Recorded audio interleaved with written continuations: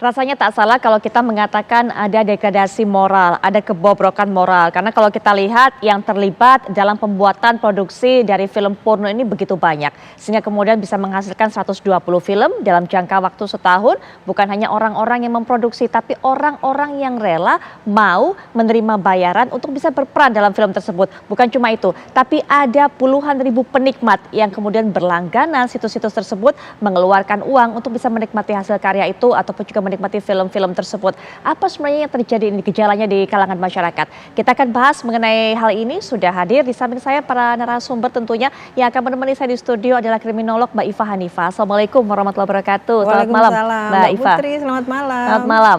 Baik, selain Mbak Iva nanti kita juga akan dengarkan bagaimana Ustadz Desat Latif juga memandang hal ini. Tapi sepertinya kita masih akan terus mencoba menghubungi Ustadz Desat Latif. Tapi sepertinya kita sudah terhubung sekarang. Assalamualaikum warahmatullahi wabarakatuh. Selamat malam Ustadz. Waalaikumsalam warahmatullahi wabarakatuh. Selamat malam Mbak. Baik Pak Ustadz, bagaimana melihatnya begitu miris ketika kita tahu ternyata ada rumah yang dijadikan tempat produksi. Jumlahnya juga tidak tanggung-tanggung, dalam kurun waktu setahun bisa memproduksi 120 film porno. Dan juga yang terlibat banyak, yang langganan juga nggak kalah banyaknya Pak Ustadz. Ini adalah fenomena sosial, terutama di bidang keagamaan, sehingga pemerintah tidak boleh abai terhadap peristiwa ini. Sebab kita sudah terlanjur mengklaim bahwa kita punya Pancasila, yang sila pertamanya adalah ketuhanan yang Maha Esa. Itu berarti bahwa nilai-nilai ketuhanan dalam kehidupan sehari-hari harus selalu menjadi pelekat, harus menjadi pertimbangan dalam setiap kegiatan. Nah, fenomena baru yang melanda kita, terutama dekadensi moral, seperti memproduksi film porno, ini sudah indikasi bahwa ada kerusakan moral dalam kehidupan bermasyarakat, sehingga pemerintah harus mengambil bagian dan tidak boleh alfa dalam kasus ini. Ini ada indikasi satu, kerusakan moral. Yang kedua adalah minimnya lapangan kerja. Saya yakin sekali bahwa kejadian seperti ini tidak akan terjadi apabila lapangan kerja bagi adik-adik kita yang butuh pekerjaan akan terlibat dalam kasus seperti ini. Karenanya pemerintah selain Departemen Kementerian Keagamaan juga harus peduli terhadap Kementerian Tenaga Kerja juga harus menjadikan ini sebagai pekerjaan besar. Sebab seperti yang dikatakan tadi, biasanya produsen film-film amoral seperti ini dari luar. Tapi ternyata innalillahi wa inna ilaihi rajiun, negara kita sudah menjadi produsen film seperti ini. Ini menunjukkan bahwa ada kehancuran bidang moral. Dan yang kedua, saya yakin seyakin-yakinnya mereka tidak akan melakukan ini kalau mereka dapat kemudahan dalam bekerja. Mereka mungkin bisa jadi terlibat hal seperti ini karena susahnya lapangan kerja. Sehingga dua kementerian ini, Kementerian Agama dan Kementerian yang membidangi lapangan kerja harus menjadi pekerjaan buat ketenaga kerjaan, harus menjadi pekerjaan buat mereka. Ada apa ini? Ada fenomena baru di negara kita, kehancuran moral. Baik. Yang menjadi penyebab utama adalah susahnya mendapat lapangan kerja. Baik Pak Ustadz, nanti sebelum juga Mbak Iva akan memberikan pandangannya mengenai hal ini, kami juga punya data dan fakta mengenai kasus ini yang juga akan kami sajikan ke hadapan Anda. Ini kita lihat bagaimana tentunya kronologi dari peristiwa ini. Anda bisa saksikan juga, Mirsa. Nah, inilah dia.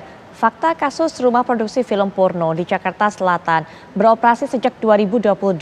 Yang menjadi tersangka ada I selaku sutradara, admin, pemilik website dan produser. Kemudian juga JAS selaku kameramen, AIS editor film. Kemudian ada AT sound engineering dan juga SE sekretaris dan juga talent. Total memang ada 5 orang yang sejauh ini ditetapkan sebagai tersangka. Nah, pihak kepolisian kemarin memberikan keterangan. Anda bisa lihat talent yang juga menjadi pemeran film ini ada laki-laki 5 orang, kemudian juga talent perempuannya Anda bisa lihat juga Sampai kemarin pihak polisi memberikan keterangan 11 pemain atau 11 talent untuk perempuannya.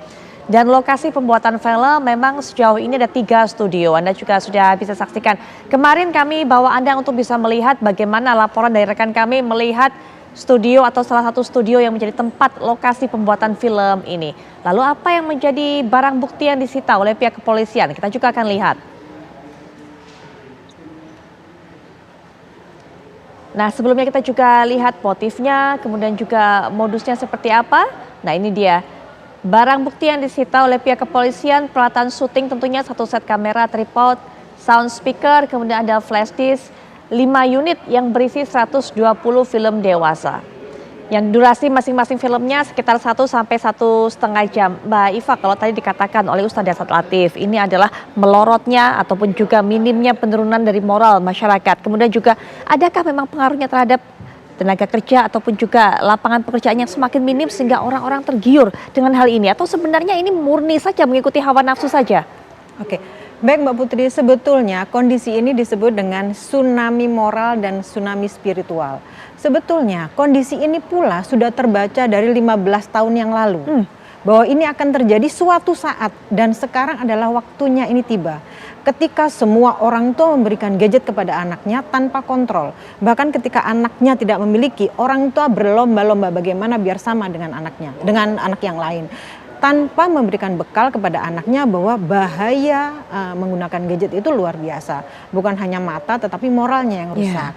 Sehingga orang-orang jadi anak-anak ini kecanduan. Bukan hanya kecanduan games tapi kecanduan pornografi.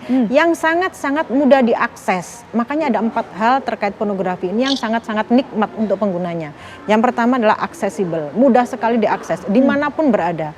Beda dengan zaman kita dulu ya yang kita harus beli stensilan di suatu tempat dengan mengeluarkan biaya, dengan ngumpet-ngumpet, terus menyimpannya juga sangat hati-hati. Tapi sekarang aksesnya itu gampang sekali, affordable, mudah dijangkau atau terjangkau sekali.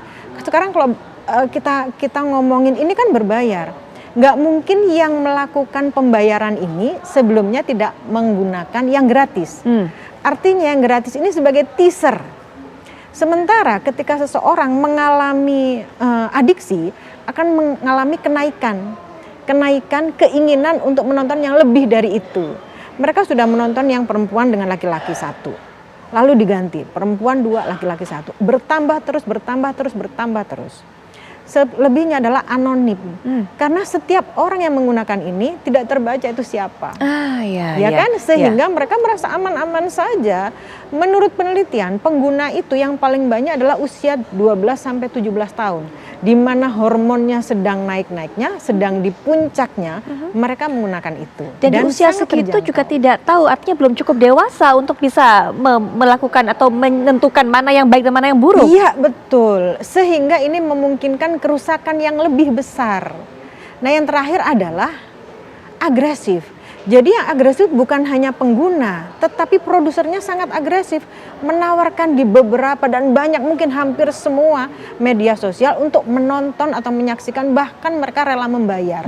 Jadi teasernya sedikit tapi mereka sangat-sangat antusias gitu. Baik, ya. Mbak Iva. Nanti kita lanjutkan kembali. Ustadz Dasat juga miris kalau tadi kita dengarkan catatan dari Mbak Iva, Ustadz, bahwa ternyata pengguna yang paling banyak hal-hal semacam ini, pornografi semacam ini, penikmatnya adalah dari usia 12 tahun hingga 17 tahun. Bagaimana kemudian pengawasan yang paling pas dilakukan oleh para orang tua, Ustadz Dasat? Nanti kita akan bahas juga dan juga kita akan lihat di mana atau seperti apa lokasi salah satu studio tempat pembuatan produksi film ini. Nanti rekan kami akan mengabarkan untuk Anda, tapi tentunya setelah jeda. Kami sudah kembali saat lagi. Baik pemirsa, setelah tadi kita melihat bagaimana Bang One konselnya melihat kasus ini, kita akan kembali lanjutkan perbincangan dengan Ustadz Dasat Latif dan juga Mbak Iva Nifa. Ustadz Dasat Latif, kalau tadi memang menyebutkan bahwa salah satu penyebabnya dari adanya produksi film seperti ini karena kurangnya, minimnya lapangan pekerjaan yang kemudian juga bisa dinikmati oleh masyarakat, sehingga kemudian ini menjadi salah satu alternatifnya. Nah, Ustadz Dasat Latif, kalau melihat mereka ini tidak bisa mendapatkan pekerjaan, artinya mungkin mereka juga tidak bisa disebut sebagai pelaku pidana karena mereka juga menjadi korban dari minimnya sistem pemerintahan yang tidak menyediakan lapangan pekerjaan. Bagaimana Ustadz melihatnya? Saya tidak bisa menyebut itu sebagai korban, ya, karena dia pelaku, penyebar amoral. Tapi negara harus hadir untuk menyiapkan lapangan pekerjaan. Berbicara tentang, saya melihat dari tinjauan agama ya, kasus ini agama sudah jelas mengatakan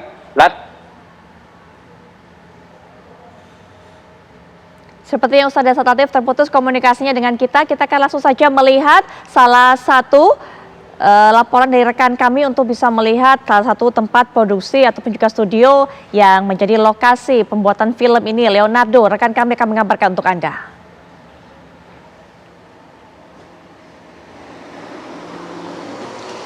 Ya, selamat malam Putri dan juga pemirsa. Situasi terkini di salah satu tempat kejadian perkara ataupun TKP produksi film porno. Ini salah satunya yang tepat kami berdiri saat ini adalah Jalan Serengseng Sawah, Jagakarsa, Jakarta Selatan. Di mana di belakang saya ini merupakan pagar yang kemudian masuk ke dalam pekarangan dan juga rumah produksi salah satu tempat yang disebut menjadi salah satu tempat produksi film porno, begitu yang belakangan mencuat isunya dengan saat ini sudah ditetapkan 5 tersangka diantaranya. Di mana memang untuk kondisi rumahnya sendiri ini memang sudah tertutup, di mana untuk bagian pintunya juga sudah tergembok begitu, dan informasi yang kami peroleh dari warga sekitar memang di sini sudah nihil aktivitas selama kurang lebih 3 hingga 6 bulan terakhir. Di mana memang 6 bulan terakhir ini tidak ada aktivitas, dapat dipahami tentunya jika memang pelataran ataupun pekarangan yang begitu berantakan, kotor, listrik yang sudah padam, begitu sudah dicabut karena memang ada beberapa titik-titik lampu bahkan sudah tidak ada bohlamnya sama sekali. Begitu dimana untuk rumah nomor 8B di RT 12 RW 09 ini memang selain tadi saya katakan ini nihil aktivitas, memang titiknya sendiri ada tepat di tepi jalan raya yang bersebelahan dengan grosir, begitu barang-barang sembako, dan juga ada berseberangan dengan sebuah musola dan juga sebuah shelter tempat belajar baca Al-Quran, begitu dimana artinya Putri dan juga pemirsa, untuk lokasi ataupun tempat yang selama ini digunakan sebagai produksi film porno ini sendiri artinya memang ada di tempat yang begitu terbuka, bahkan di tempat yang biasa dijumpai oleh semua kalangan, baik mulai orang dewasa hingga anak-anak datang ataupun bermain begitu, karena memang tempatnya yang ada di pinggir jalan raya di sebelah warung yang sering beraktivitas dan juga ada berseberangan dengan tempat yang biasanya digunakan oleh masyarakat untuk belajar baca Al-Quran begitu. Dan memang untuk keterangan-keterangan yang kami peroleh sendiri dari warga sekitar mengatakan mereka sama sekali tidak mengetahui dan sangat-sangat terkejut begitu dengan aktivitas rumah yang memproduksi film-film porno di Jagakarsa, Jakarta Selatan. Sementara demikian Putri yang dapat kami kabarkan langsung dari Jagakarsa. Saya kembali lagi ke Anda di studio untuk melanjutkan diskusi. Leonardo, terima kasih untuk laporan Anda Mbak Iva. Kalau mereka ini ditetapkan sebagai tersangka 5 orang yang memproduksi film, lalu siapa korbannya di sini nih? Apakah kemudian para talent-talent yang juga terlibat ini bisa disebut sebagai korban atau malah kemudian yang menonton para subscriber itu yang disebut sebagai korban? Oke, baik. Ini uniknya kejahatan masa depan atau kejahatan kekinian gitu ya. Jadi bahwa biasanya yang namanya sebuah kejahatan itu ada pelaku, ada korban, ada saksi, ada bukti. Saksinya ada, buktinya ada. Tapi yang menjadi pelaku sama korban ini yang membingungkan. Karena pelakunya atau orang-orang yang menjadi talent ini mungkin dia merasa jadi korban. Ketika sudah ada proses penangkapan seperti ini, dia bisa saja dia merasa bahwa aku ini korban loh, aku ini dipaksa loh gitu ya. Ada produser loh, padahal mereka adalah pelaku. Sementara penggunanya, mereka tidak pernah mengaku mereka menjadi korban karena selama ini menikmati. Buktinya kalau mereka merasa menjadi korban, nggak banyak dong, ini ribuan loh. Artinya mereka merelakan diri untuk menjadi korban, itu kan bukan korban. Gitu loh. Nah, yang paling berbahaya adalah korban selanjutnya, sama seperti rokok. Ketika seseorang mengkonsumsi rokok, ada namanya perokok pasif, yaitu orang-orang yang tidak menggunakan atau mengkonsumsi rokok, tetapi terkena asapnya. Sama seperti ini, orangnya tidak nonton pornografi, tapi orang di sekitarnya akan merasakan dampaknya. Dengan apa? Karena orang-orang yang sudah menonton atau mengkonsumsi pornografi, mereka akan acting out, melakukan kekerasan atau kejahatan terhadap orang sekitar. Buktinya ya sekarang, kejahatan seksual sudah banyak, incest sudah banyak, perdagangan orang banyak, semua sudah banyak. Itu adalah korban-korban pasif. Gitu. Ini kan sangat-sangat berbahaya dan mereka menganggap bahwa kejahatan pornografi ini kan pribadi. Iya pribadi bagi si penonton, tetapi acting out-nya kan mereka mencari orang dan orang itu adalah orang-orang yang dianggap lemah. paling gampang adalah keluarga. Adiknya, pembantunya, Ya. ibunya, ponakannya. Ya. Ini adalah kondisi-kondisi sebagai pornografi pasif tadi seperti perokok pasif. Baik. Seperti itu. Nah, kita kembali lanjutkan perbincangan menyambung tadi Ustadz Dasat Latif sepertinya sudah tersambung kembali komunikasinya. Ustadz, tadi kita berhenti sampai bagaimana negara harus hadir untuk menyelesaikan ini. Ustadz silakan. Ya, ya, bahayanya pornografi. Al-Quran sudah jelas, la taqrabus zina, jangan dekati zina. Karena zina ini sangat merusak. Contoh Mbak, ada yang curhat sama saya usia SMP, 14 tahun, hamil ceweknya. Nah, saya tanya lebih jauh, di mana kamu dapat terangsang seperti ini, dari mana? Pornografi. Dari mana kau dapat pornografi? Dari link-link. Pertama link-link yang disediakan itu iklan-iklan dulu. Adik-adik kita yang SMP makin penasaran, akhirnya dia cari. Akhirnya dia dapat link yang berbayar dan menyediakan film-film porno dengan segala jenis, ya. Kemudian setelah itu tentu dia terpapar. Terpaparnya apa? Dia terpengaruh ingin melakukannya. Dan dia punya pacar. Pacarnya kemudian anak SMP. Kemudian dia berzina di mana? Di rumahnya. Kok bisa kamu lakukan di rumahnya? Ibu bapaknya sibuk. Kerjanya jam 7 malam baru tiba di rumah. Di mana kau lakukan? Di rumahnya pacar saya. Akhirnya hamil. Setelah hamil dia aborsi. Aborsi meninggal. Itulah sebabnya akhirnya Al-Quran mengatakan la taqrabuz zina, jangan dekati. Karena zina ini bisa merusak masa depan anak-anak kita. Bisa merusak moralnya. Ketika anak-anak kita sudah rusak moralnya, rusak mentalnya, menjadi pecandu perzinahan, akhirnya masa depan negara kita ini siapa yang mimpin? Itulah sebabnya Al-Quran sudah sangat jelas, jangan kau dekati, dekat saja, jangan, apalagi sampai melakukannya. Dan zina ini berawal dari link-link yang porno itu, akhirnya dia penasaran, dia video call dengan pacarnya, besok-besok dia ketemu, akhirnya dia berzina. Berzinanya kemudian dia hamil, hamil kemudian dia aborsi. Aborsi akhirnya anak-anak kita menjadi wafat dalam keadaan keguguran ya. Baik Pak Ustadz. Nah terakhir juga mungkin Mbak Iva melihat ini banyak juga selebgram yang ikut serta ikut punya andil berperan, termasuk juga salah satu selebgram ini kabarnya diduga adalah merupakan selebgram yang kemarin juga sudah sempat berurusan dengan polisi yang kemudian memamerkan sempat eksibisionis di salah satu bandara di Yogyakarta. Mbak Iva, bagaimana kemudian proses hukum ini membuat mereka jera? Jadi begini Mbak, memang ada beberapa hal atau beberapa faktor yang membuat seseorang ini merasa bahwa ketika tubuhnya dieksploitasi itu adalah sebuah kebanggaan. Sehingga ini yang membuat kita kesulitan gitu. Ya enggak? Kesulitannya adalah dia ini sebenarnya secara moral kan salah, tapi menurut pandangan dia ini adalah sesuatu yang hak asasi manusia bagi dia gitu. Padahal dia nggak melihat jauh ke depan bahwa ini kerusakannya adalah kerusakan secara menyeluruh kepada masyarakat, terutama terhadap generasi muda. Kalau saya memandangnya seperti ini Mbak, ini adalah perang modern. Perang modern itu di mana masyarakat yang diserang itu tidak lagi dengan menggunakan senjata tajam atau senjata api atau bom atau nuklir. Tetapi yang diserang adalah generasinya dengan menyebarkan narkoba, dengan memutus sejarah, dan yang terakhir dengan pornografi. Karena ketika remaja kita sudah terpapar pornografi, otak bagian depannya rusak. Padahal otak bagian depannya adalah otak yang bisa mengendalikan diri, mengambil keputusan. Itu tidak ada semua. Jadi ketika semua remaja terpapar ini, 10 tahun lagi, 20 tahun lagi, tidak ada generasi yang bisa memimpin negara ini. Dan negara-negara luar yang ingin menguasai akan lebih mudah. Karena semuanya sudah rusak. Mbak Iva Hanifah dan juga Ustadz Dasat Latif, terima kasih sudah memberikan pandangannya dalam perbincangan ini. Semoga ini juga menjadi concern kita bersama, pelajaran juga bagi orang tua dan semuanya kita saling menghidupkan kontrol sosial untuk bisa mengawasi hal ini bersama-sama. Terima kasih Ustadz. Wassalamualaikum warahmatullahi wabarakatuh. Mbak Iva juga wassalamualaikum warahmatullahi wabarakatuh.